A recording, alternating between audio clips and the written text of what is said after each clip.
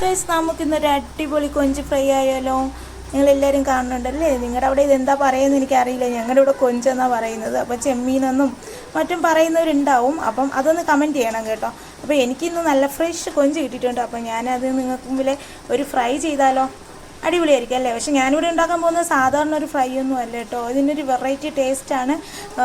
അത് നിങ്ങൾ ഉണ്ടാക്കി കഴിക്കുമ്പോഴേ അറിയാൻ പറ്റത്തുള്ളൂ. അത്രയ്ക്ക് ടേസ്റ്റാണ്. ഞാൻ വെറുതെ പറയുന്നതൊന്നുമല്ല. ഒന്ന് കൊഞ്ച് കിട്ടുവാണെങ്കിൽ നിങ്ങൾ ഒന്ന് ഉണ്ടാക്കി നോക്കുക കേട്ടോ. അടിപൊളിയായിരിക്കും. അപ്പോൾ നമുക്ക് വീഡിയോയിലോട്ട് പോയാലോ? മസാലയ്ക്കായി ഒരു 3 സ്പൂൺ മുളക് പൊടി, 1 സ്പൂൺ 1.5 സ്പൂണോളം നമുക്ക് കുരുമുളക് ചേർക്കാം. 1 ടീസ്പൂൺ വലിയ ജീരകപ്പൊടിയും കൂടി ആഡ് ചെയ്യാം.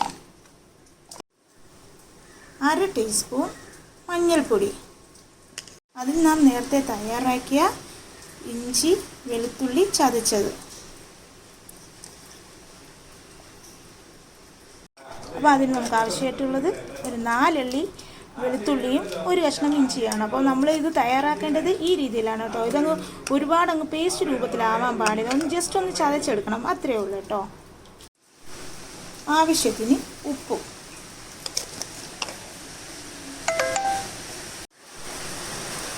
ഇത് നമ്മൾ ചേർക്കാൻ പോകുന്നത് വെളിച്ചെണ്ണയാണ് കേട്ടോ. ഇനി വെള്ളം ചേർക്കല്, വെളിച്ചെണ്ണ ഉപയോഗിക്കുക. വെളിച്ചെണ്ണ ഉപയോഗിച്ച് വേണം ഇത് നമുക്ക് മിക്സ് ചെയ്തെടുക്കാൻ. അത് നമുക്ക് നമ്മുടെ കയ്യിലുള്ള അരപ്പിനനുസരിച്ച് വെളിച്ചെണ്ണ ഒഴിച്ച്, ഇപ്പോൾ വെളിച്ചെണ്ണ നമുക്ക് ആവശ്യത്തിന് ഒഴിച്ച്, ഇപ്പം വെളിച്ചെണ്ണയുടെ ഇത് താല്പര്യം ഇല്ലാത്തവർക്ക് വെള്ളമായാലും ചേർക്കാം. കാരണം ഇപ്പോൾ പിന്നെ കൂടുതലായിട്ട് കൊഴുപ്പും മറ്റൊക്കെ ആണല്ലോ, എണ്ണയുടെ സാധനങ്ങൾ മാക്സിമം കുറയ്ക്കാനാണല്ലോ പറയുന്നത്. അപ്പോൾ അതുകൊണ്ട് നമുക്ക് അത് അങ്ങനെ വേണ്ടാത്തവർ വെള്ളം ചേർത്ത് ഉപയോഗിക്കാം. ടേസ്റ്റിന് അങ്ങനെ വ്യത്യാസം ഉണ്ടാവില്ല. എങ്കിലും വെളിച്ചെണ്ണ ഉപയോഗിച്ചാൽ കുറച്ച് കൂടുതലായിട്ട് ടേസ്റ്റ് കിട്ടും. അപ്പോൾ നമുക്ക് ഇത് കുറച്ചുകൂടി ആഡ് ചെയ്യേണ്ടതുണ്ട്.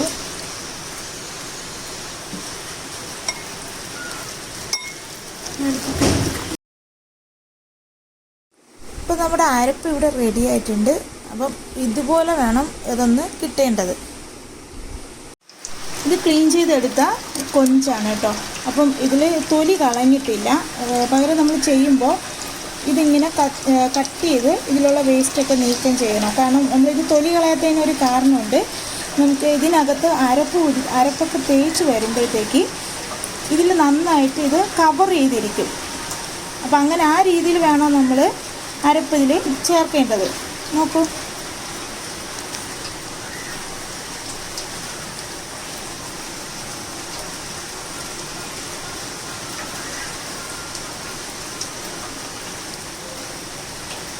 നല്ല ടേസ്റ്റാണ് കേട്ടോ.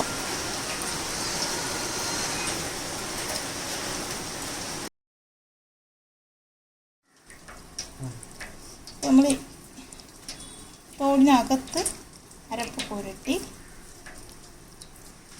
ചെയ്യുമ്പോൾ ഇതിങ്ങനെ കവർ ചെയ്തിരിക്കും. അപ്പം ഈ മസാലയെല്ലാം ഇതിലോട്ട് ആഡ് ചെയ്ത് കിട്ടും.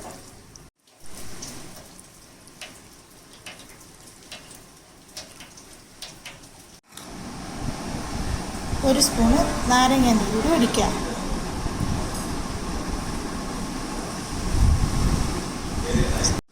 നിങ്ങൾക്ക് എല്ലാവർക്കും അറിയാം, ഇതിൻ്റെ ഒരു സ്പെഷ്യൽ എന്ന് പറയുന്നത് ഇതാണ്, വറ്റൽമുളക് പൊടിയാണ്. അപ്പം ഇത് നിങ്ങൾക്ക് ഇതിലോട്ട് ആഡ് ചെയ്യാം. അത് നമ്മൾ അരപ്പൊക്കെ തേച്ച് പിടിപ്പിച്ചതിന് ശേഷമാണ് ഇത് നമ്മൾ നാരങ്ങ നീര് ഒഴിച്ച് അതിലൊന്ന് ജസ്റ്റ് ആക്കിയതിന് ശേഷം മുളക് പൊടി ഇടുക.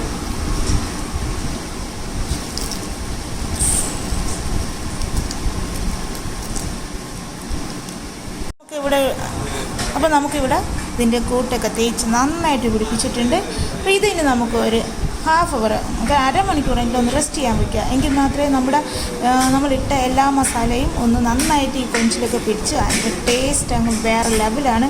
അപ്പോൾ എല്ലാവരും ഒന്ന് ട്രൈ ചെയ്യുക. അപ്പോൾ നമ്മുടെ കൊഞ്ച് ഇവിടെ അരപ്പൊക്കെ നന്നായിട്ട് പിടിച്ച് റെഡി ആയിട്ടുണ്ട്. അപ്പോൾ നമുക്കിതിനെ ഫ്രൈ ചെയ്തെടുക്കാം. ചട്ടി ചൂടായിട്ടുണ്ട്. അതിൽ വെളിച്ചെണ്ണ ഒഴിച്ച് നമുക്ക് അതൊന്ന് ഫ്രൈ ചെയ്തെടുക്കാം.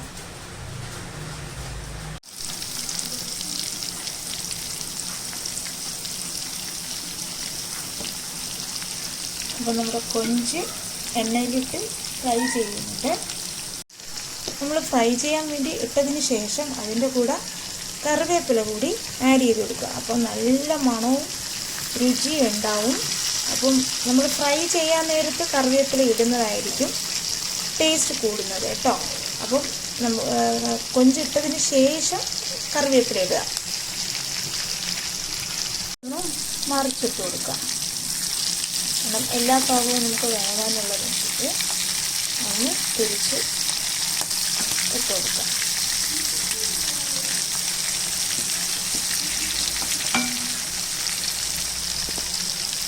ഗൈസ്, എൻ്റെ ചാനൽ ഇതുവരെ സബ്സ്ക്രൈബ് ചെയ്യാത്തവരാരെങ്കിലും ഉണ്ടെങ്കിൽ ഒന്ന് സബ്സ്ക്രൈബ് ചെയ്യണം കേട്ടോ.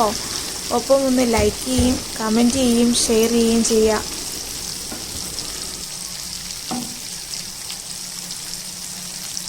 ഇതങ്ങ് ഒരുപാടങ്ങ് ഇല്ലെങ്കിൽ അതിന് ഒരു ടേസ്റ്റ് ഉണ്ടാവത്തില്ല. നമുക്കൊരു 80% അതൊന്ന് വെന്ത് കിട്ടിയാൽ മതി കേട്ടോ. അപ്പോൾ അത്രയും ആ രീതിയിൽ വേണം നമ്മൾ ഫ്രൈ ചെയ്തെടുക്കേണ്ടത്. ഇപ്പോൾ ഒരു ഭാഗം ഏകദേശം അങ്ങനെ ആയിട്ടുണ്ട്. അതുകൊണ്ട് നമ്മൾ ഒരിക്കലും തീ ലോ ഫ്ലെയിമിലോ അല്ലെങ്കിൽ കൂടുതലായിട്ട് വെക്കാൻ പാടില്ല. ഒരു മീഡിയം ലെവലിൽ വേണം നമ്മൾ ഫ്ലെയിം വെക്കേണ്ടത്. ഇപ്പോൾ തന്നെ നല്ല മണം വരുന്നുണ്ട് കേട്ടോ. അപ്പോൾ നമ്മുടെ ഫ്രൈ ഇവിടെ റെഡി ആയിട്ടുണ്ട്. അപ്പം ഈ രീതിയിൽ വേണം നമ്മൾ ഫ്രൈ ചെയ്തെടുക്കേണ്ടത്. ഈ രീതിയിൽ വേണം നമുക്ക് കിട്ടേണ്ടത്. ഒരുപാടങ്ങ് മുരിഞ്ഞു പോവേണ്ട കാര്യമില്ല കേട്ടോ. നമുക്കൊരു മീഡിയം ലെവലിൽ, ഒരു മീഡിയം അല്ല, ഒരു 80% നമുക്ക് ഫ്രൈ ചെയ്തെടുക്കണം. ഗൈസ്, നമ്മൾ അടിപൊളി കൊഞ്ച് ഫ്രൈ ഇവിടെ റെഡി ആയിട്ടുണ്ട്. അപ്പം എല്ലാവരും ഒന്ന് ട്രൈ ചെയ്ത് നോക്കുക. നിങ്ങളുടെ അഭിപ്രായങ്ങൾ കമൻറ്റ് ബോക്സിൽ അറിയിക്കുക. ഒപ്പം എൻ്റെ ചാനൽ ഇതുവരെ സബ്സ്ക്രൈബ് ചെയ്യാത്തവരാരെങ്കിലും ഉണ്ടെങ്കിൽ ഒന്ന് പെട്ടെന്നൊന്ന് സബ്സ്ക്രൈബ് ചെയ്യുകയും ലൈക്ക് ചെയ്യുകയും ഷെയർ ചെയ്യുകയും ചെയ്യുക. അപ്പോൾ അടുത്ത റെസിപ്പിയായിട്ട് കാണാം. Thank you.